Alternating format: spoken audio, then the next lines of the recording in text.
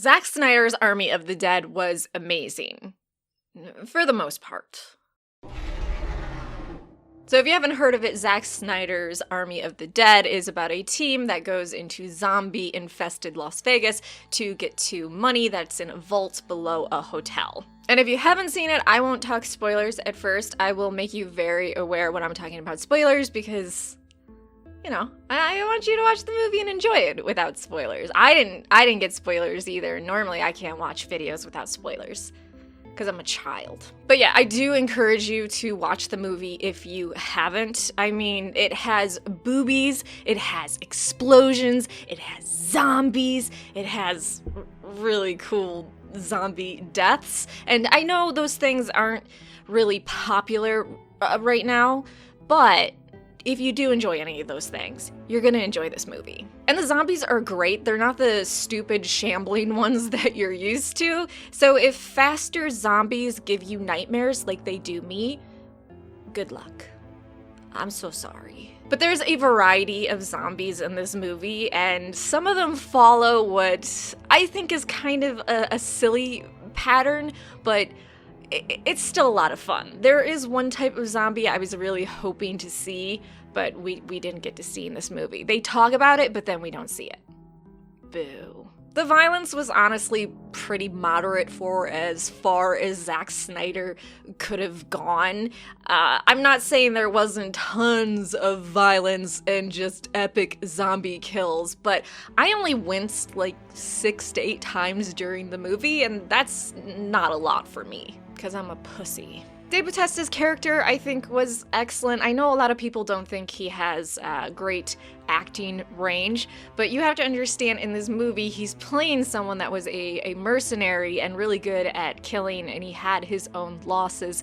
So he's also like a big macho guy, so of course he's a little emotionally stunted, and he's not all touchy-feely. So I think given the character that Dave was playing, it was amazing. I enjoyed his acting, but again, I know that's kind of because a lot of people don't seem to like his acting. At least that comment on my videos. If you like his acting, let me know in the comment section down below. Holy shit, did I not like how dense his character was. Like, dude, how do you not understand women that much?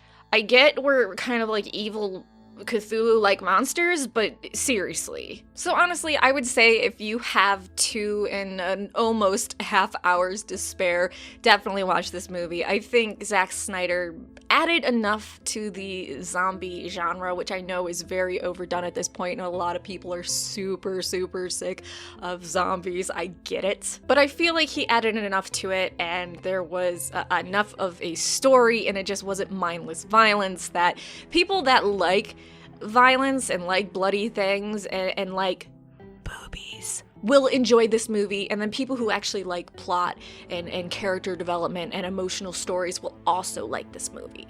So it's a good combination. It is in theaters right now. You can also watch it on Netflix. I would say watch it on Netflix. It's not something you need to watch on the big screen and be in a room with people that are probably not vaccinated and not wearing masks. Fuck that. And the greatest thing about watching it on Netflix, I got to stop the movie multiple times and go to the bathroom and pet my cats. Okay, warning.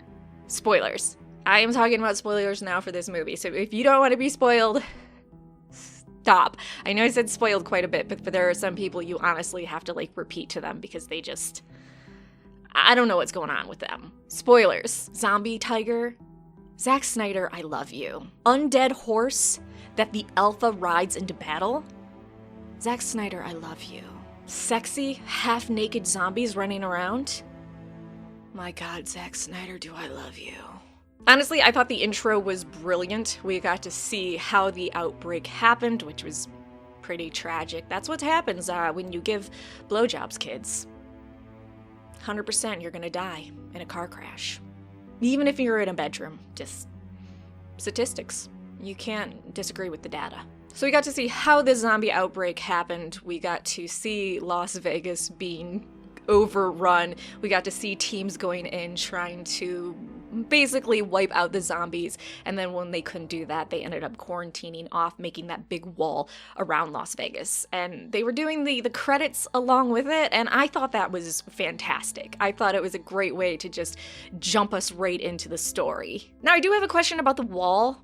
Did they create a bigger wall, like, further out? So they're nuking the city, and these are zombies, and I'm assuming that they are almost 100% sure it would kill them all, but you're probably going to destroy the border that you created, so why wouldn't you create a further out wall that, just in case it doesn't get all the zombies, they're still contained within the wall, and then you can go and snipe a few. I mean, Van survived, so I'm sure there's a few others that did. I also love that they showed why each person did what they did, why they killed zombies because of who they lost. I thought that was pretty great to have right in the intro, and they did it in a very clever way, them standing there holding the photos, and a great way to remember their loved ones and show other people, hey, this is why I'm fighting, because I personally experienced this loss.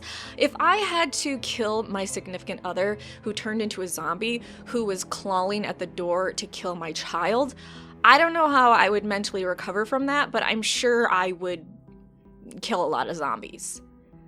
I'm not sure though, because I don't have kids, and I doubt that scenario will ever happen.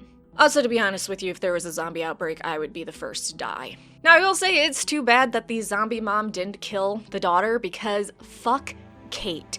Fuck that bitch. The amount of people that had to die because of her BS mission was just absolutely ridiculous. You suck. She was a drag the entire movie. There was not a single scene where I was like, wow, your character's redeemable. I like you. I'm rooting for you. When she survived at the end of the movie, no, you know what? I'm gonna say it. Her surviving at the end of the movie is a 1 out of 10 for me. Bitch needs to die. Also, where did Ğeṭa go? Did you guys notice that? So, Scott, Kate, Ğeṭa, they get on the helicopter. They ended up flying out of Las Vegas. The nuke drops. The helicopter loses control. It crashes. Okay, Kate checks on the pilot. The pilot's dead. She never looks for Ğeṭa. Like, never shouts. She just goes right to her dad and is like, fuck it. I know I, got a ton of people killed for my BS of rescuing this woman, but who gives a shit? YOLO. So I would really like to know if she died in the helicopter crash, which I'm assuming she did because helicopter crashes have a high percentage of a fatality. So, good job, Kate. I bet you she's also responsible for her mom turning into a zombie in the beginning of the movie. Ludwig was an absolute cutie, and honestly, we need more people like him in this world. He saved Van at the expense of his own life, pushing him in that safe. You precious, precious angel. And I'm also glad he got his fist bump in the end before he died. Maria's death was a complete shocker to me. Usually the two love interests end up kissing before one of them dies. We didn't get that at all. Just she gets her head turned around and then her spine pops up out of her shoulder. That was fucked. I would say that's probably in the top 10 most shocking deaths for me, how it happened and when it happened. I know we're supposed to hate Bert, but I feel like they did that thing that most writers do nowadays where they overdo why we should hate a person and they don't realize, or maybe they do and they just have to make them overly evil so the audience is like, oh yay, you got your comeuppance. But a lot of times evil in the real world isn't so rubbing my hands together doing stuff. It's little things, abuse of power that slips under the radar. But we can't do that because people need their nasty person to hate. And you know, he had a graphic drawn out death by the zombie kitty, so of course they had to make us hate him by that point. The graphic drawn out zombie kitty death was pretty epic though. Okay, let's go to Martin. So he went with the first team for Tanaka, who he went to, and he ends up getting a vial of blood from the undead. He brings it back to his boss. They find out, okay, the blood isn't enough. We need the head of an alpha. So he ends up getting the second team being like, oh, hey guys, I need my money in the vault. And so Martin can go back in and finally get the head of one of the alphas, or one of the more advanced ones, basically. I would like to think that the government wouldn't be so stupid as to create weapons out of zombies. I mean, I get the whole thing. If you can control the alpha, create one, you can then choose who you end up infecting, and then you can send those hordes being controlled by the alpha into a country or whatever and kill everyone. That is such a bad idea. And I guess I should expect it because, you know, government, insert political joke, I don't give a shit. There's just so many ways for that to just get out of control. And okay, you turn some of the people you hate into zombies in the enemy country, and then they're just running free. What are you gonna do? Keep building walls around everything? Something's going to slip out of your control. You're dumb. I don't know, maybe they were gonna try to experiment until they could get it fully under control and make it so the bites didn't spread, but instead just killed you. If we do get a sequel, and they definitely had it open to get a sequel, which I will talk about in a little bit, Tanaka better get his comeuppance, but I doubt he will because he's super rich and he can probably just hide out in a super advanced bunker. Kind of like the rich are gonna do in our world when climate change F's us over. It's just gonna be the poor people that get fucked. You and me. Although I'm old, so I'll probably be dead before it's an issue. Thank God. Mikey being an expert shot and having a YouTube channel of him killing zombies and adding all the graphics and stuff is 100% what would happen in our own world. Hey guys, like and subscribe! For real, like this video right now. But also he said that in the movie, and it just, of course that would happen. And it didn't feel like cringy pushed in there so Zack Snyder could be like, hey kids, look, I know what you guys would do. It actually felt genuine and, okay, yeah, I believe this character would create a YouTube channel to show people him killing zombies in epic ways. Chambers was a bamf. Oh my God. There were a million times I thought she was dead, and she just kept popping up. I am pissed that she ended up dying. I don't think, and if you've seen something similar to that scene, let me know, the movie, in the comment section down below. I don't think I've seen a character be put in such a shitty situation and be such a freaking badass and go as far and long as she did, and then die at the end. Marianne was fine. I know you needed a quippy person for this movie. I'm glad that they had her go sit in the helicopter and get it all ready because quippy can be really overdone. And I like that she was there for little bits and she wasn't there for... Vandero, I'm just gonna call him Van from here on out, was really good. I liked him a lot, except I feel like he did certain tropes and stereotypes a little bit too hard, like the super tough gruff guy.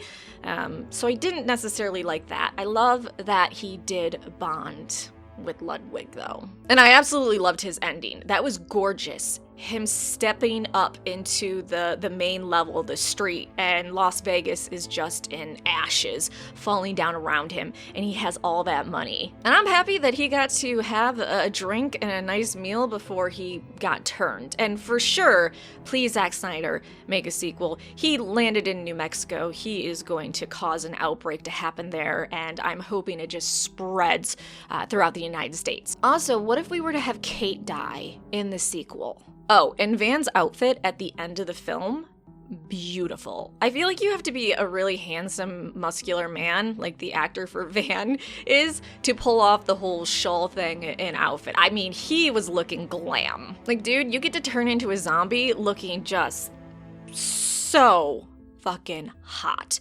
Good for you. Did anyone else expect in the end for Kate and Scott to make it out?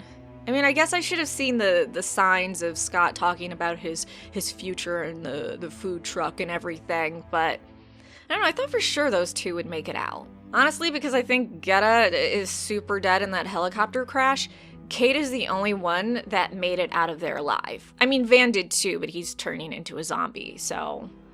The worst person of the entire film, Kate, was the only one to survive. So I give this movie 8.5 T-Rexes out of 10. Is that any different from a star rating or a normal number rating? No, but it seems to piss people off, so I use the T-Rex measurement. I pray we get a sequel. Please, Zack Snyder. We need this.